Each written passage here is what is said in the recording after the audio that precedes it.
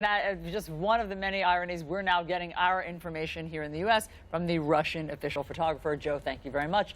Let's bring in our panel. We have a lot to discuss. We have CNN's senior political analyst Ron Brownstein, politics editor at The Root Jason Johnson, and White House correspondent for the Washington Examiner Sarah Westwood. Great to have all of you. Ron, the pieces of this puzzle seem to be coming together this morning, and there are a lot of pieces of this puzzle that went into whatever this prompted President Trump to make this decision about Comey this week. What do you see?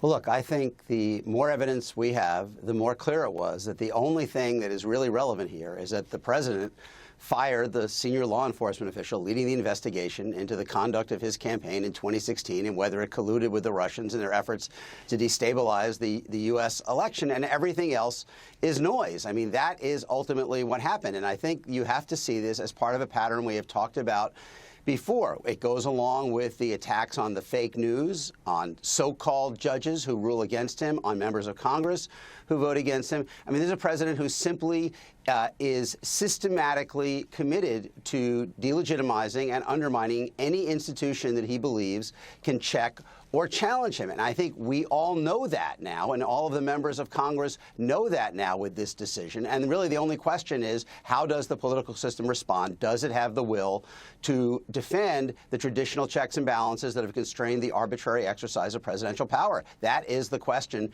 President Trump has kind of indicated his direction. The real issue is how everyone else responds. Sarah, what do we know on that in terms of any type of bipartisan resolve? I mean, McConnell seemed to throw a big bucket of cold water on the idea that there would be any legislation for a special prosecutor. Right. I think the Republicans have been resistant to the idea of a special prosecutor since that was first floated at the beginning of President Trump's term when Attorney General Jeff Sessions was coming in and there were doubts about the truthfulness of his Senate testimony and his confirmation hearing.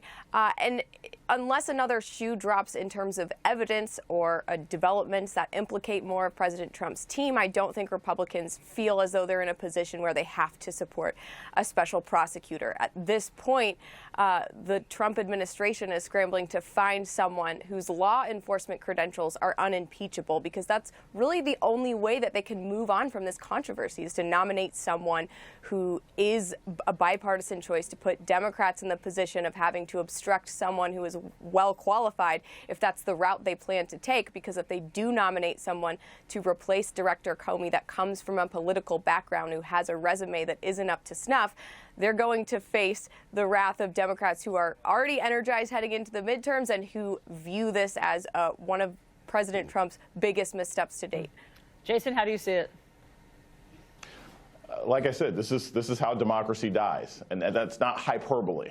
When you have a situation where issues of national security are sublimated in favor of the personal desires, whims, and loyalty pledges to the President of the United States, that is no longer a functioning democracy. This is a clarion call to every single member of Congress to stand up and call for an independent investigation of this entire administration, above and beyond what happened with Russia. So it doesn't matter who the president picks. It doesn't matter who he picks to replace him. This is a constitutional and a sovereignty crisis. And I have to say this, Chris and Allison, I think this is really important at the end of the day. Comey probably should have gotten fired anyway, but the timing of this is what makes it so problematic, and the reasons behind why the administration did it, basically because he wouldn't give them a cheat sheet about his testimony last week. That's not how a democracy is supposed to function. Well, Ron, let's unpack that for one moment. The initial defense of the move in terms of political fallout from the White House was, what are you Democrats so upset about? You've been trashing Comey forever. All the big shot Democrats were saying he was in the wrong job or he should be out of a job. But the tale is in the timing. If he had taken out Comey when he first came into office, not out of deference to Democrats, but because he didn't like what happened with the Clinton email investigation either, although there are a lot of contraindications to that. The president seemed very supportive of Comey. That would be one thing. But doing it now, it strains credibility to believe it could be about Clinton. Fair point? Right. I think, look, it's beyond straining credibility. You know, we talked about this before. I mean, the original explanations were so palpably absurd, so paper thin, that it kind of reinforces my belief that the White House often really is not interested in making arguments that they think will kind of pass the plausibility test with the broad public. In many cases, the only goal is to provide what Kellyanne Conway called alternative facts to a conservative transmission belt, a media ecosystem that is designed to activate and energize their supporters. Like the idea that the real issue in 2016 was that President Obama allegedly tapped, candidate Trump. So this is not really about, I think, talking to the broad country and trying to put out a convincing argument that after a year and a half of chanting "lock her up" and accusing the FBI of being too soft on Hillary Clinton, that suddenly they were gripped by a crisis of conscience, that the FBI had been unfair to her. I mean, that was never going to get off the ground. And I just have one last other point. No matter who they appoint to replace James Comey, that person enters office with the knowledge that the guillotine fell on James Comey precisely as the Russia investigation was heating up. So no matter who enters this job, the president has sent a clear message that he simply does not respect the boundaries, the limits on the arbitrary exercise of presidential power vis-a-vis the FBI that I think have governed other presidents. And so that will always be there. And again, the issue is, will Congress and other institutions react as forcefully as they did, for example, when Richard Nixon fired Archibald Cox? And so far, the evidence is no, that we are seeing this more through a tribal lens than through a national security or institutional or constitutional lens. Okay, so Sarah, that leads us to the Deputy AG, Rod Rosenstein, because he is the person who the president said presented a letter to him, made the case for Comey to be gone, and the president got that letter and immediately acted. That was one of the first narratives coming out of the White House. So now there's this Washington Post reporting, and it is based on a single source. We should say we normally need two sources, but this one is based on a single source, and it is that Rod Rosenstein was so confounded by the president basically throwing him under the bus and making him take the blame for this that he threatened to quit over this. I mean, to your point, Sarah, about how, there needs to be people who have great credentials and who are highly regarded around the president. He is one of them, but now we see tension there. And the narrative surrounding Rod Rosenstein's arrival at the Department of Justice being the catalyst for the decision is one of the areas where the White House has been inconsistent in putting forward this timeline.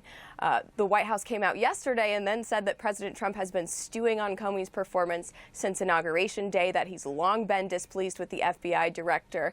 And yet the decision to remove him was executed so hastily that Comey discovered he was fired from seeing it on TV while he was on the other side of the country. So it was executed with such urgency that it doesn't really fit with this argument that this was the result of long simmering tensions and months of deliberations.